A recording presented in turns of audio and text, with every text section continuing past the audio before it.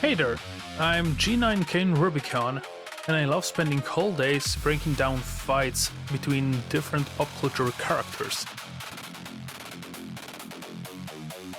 Originally, the first fight was supposed to be a different one, and it had already been done for about 3 weeks, but the latest episode of Invincible hit me too hard to not change the order.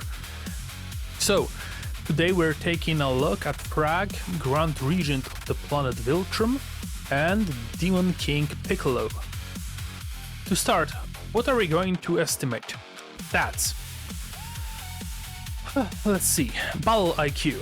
How intelligently character A uses their abilities in a fight itself. It's not just an ordinary intelligence, but mainly intelligence inside the fight. Durability, how much damage they can take from opponents. Experience, how many years or fights are behind them, how broad their combat history is. Hacks, how special, unique their abilities are, things you can't just brute force through. Skills, how wide is their combat toolkit, special attacks, abilities, techniques, Kamehameha, eye lasers, stretching limbs, whatever. Speed in combat, reactions and combat movement, not space travel. It has to be mentioned here because from what I've seen, many people do a huge mistake when it comes to estimating Thragg's speed, but we'll get to that. Stamina, whether they tire out, whether they need a break, charge up windows, things like this. Strength, judged by feats against comparable opponents or scaling, how strong the character is, how strong is their punch. And of course, the same as with speed. The traveling speed in space is very much different from combat speed. The same thing goes here. The strength of lifting objects is very different from the strength of a single punch. And final stat, style. How consciously built and polished their fighting style is, years of training versus instinct. Of course, everything will be estimated by my own eye, and these are estimates relative to the opponent, not some universal scale.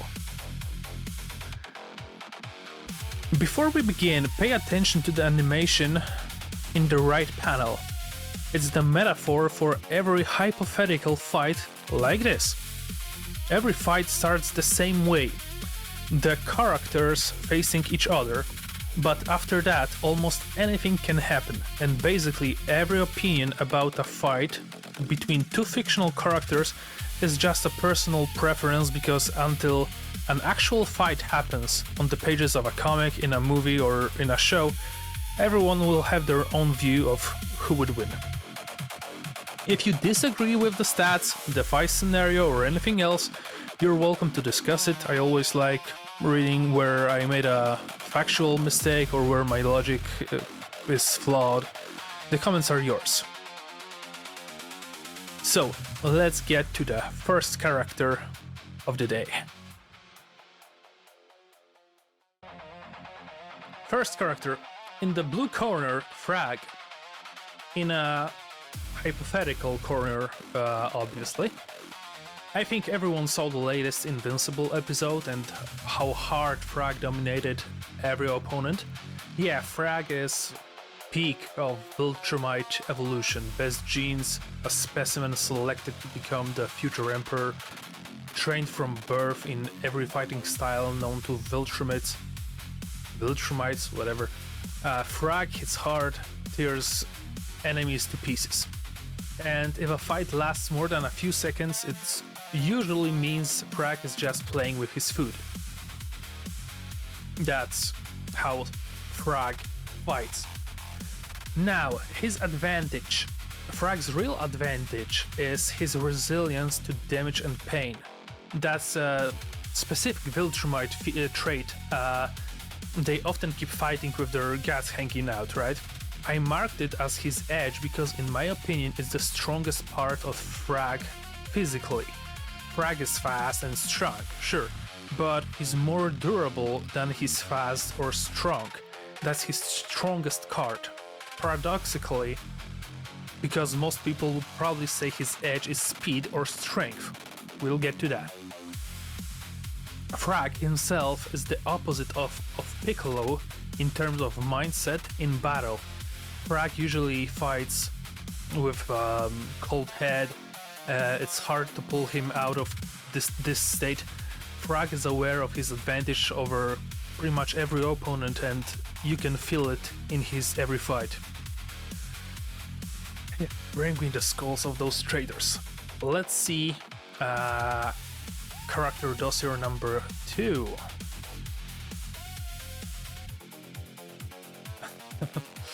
Red corner. The red character, rejuvenated Piccolo. Young Piccolo. Piccolo never had to learn any style because he always had a gigantic advantage over everyone on Earth, so learning martial arts was unnecessary.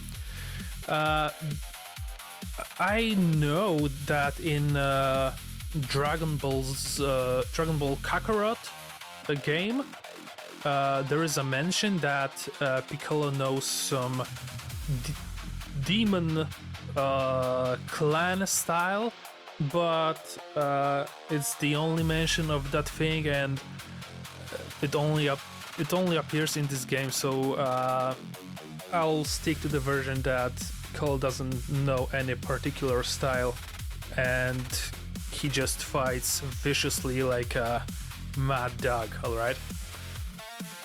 Now, Piccolo's advantage. Hard to pick one thing because there are just so many options, especially compared to someone as one-dimensional as Thragg. But I decided Piccolo's Namekian regeneration should be his edge.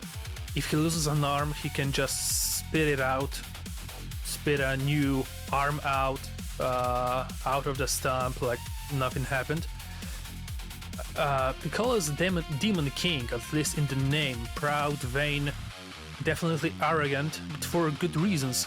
Nobody could beat him except for Mafuba, which could seal him. It's no surprise that his ego is very high.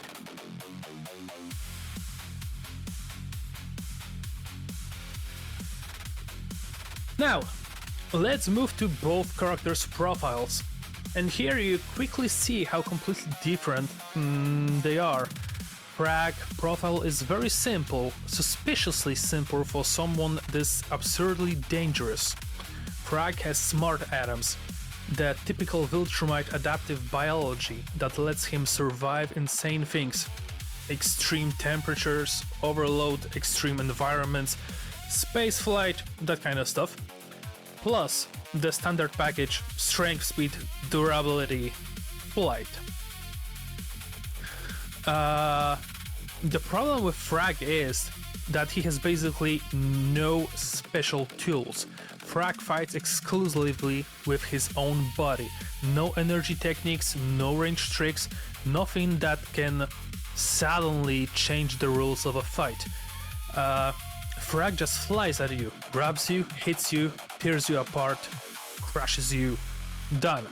And just to be clear, in a huge number of matchups, that's absolutely enough. More than enough, even, against characters like Invincible or Omni-Man. That leads directly to Thragg's biggest weakness, and all Viltrumite's weakness, lack of ranged attacks. And this isn't a funny little weakness like, yeah, okay, technically missing something, but who cares? No, it's a real hole in the toolkit. If your opponent can punish you from the range, he controls space, he doesn't let himself get dragged into close quarters, Thragg literally has to walk through everything with his own face just to start playing his own game. Sure, in the data, you also can see things like Scourge virus and the Calaxus plant that can kill or weaken Viltrumites, but in practice, for these matchups, those are trivia. What matters is that Thragg is powerful but narrowly specialized. Almost everything he does brilliantly, he just doesn't do it broadly. Alright? Now, let's look at Piccolo. Piccolo profile is opposite of Thragg's. Piccolo is also physically very dangerous, but on top of that he has Ki. And in Dragon Ball, Ki isn't just a hand laser, it's an overall combat multiplier. The higher the power, the higher not only attack strength, but also speed, reactions, body toughness. That's important because many people look at this fight and think, okay, Piccolo has range, Thragg has speed and close combat. To them, the whole fight is a question: can Thragg close the distance between them? In my opinion, that's not it, not in this fight. Piccolo is dangerous when he's far away and spamming blasts. Piccolo is also dangerous when the fight gets direct. His power scales his whole combat profile. Then add techniques like E-blasts, ranged pressure, the ability to hurt the opponent without entering his comfort zone. All those weird tools Thragg simply doesn't have and isn't used to. Well, that doesn't mean that Piccolo has no weaknesses. He does. First, fighting at full power shortens his life, so in theory, he's not a character who can sit at absolute peak forever for free. But just like Calaxus plant, that's trivia that won't matter here. Losing a month of life when Demon King Piccolo lives for centuries is not a specific comeback weakness. Secondly, Piccolo is arrogant, and arrogance in fictional fights often means that a character gives out initiative away for free.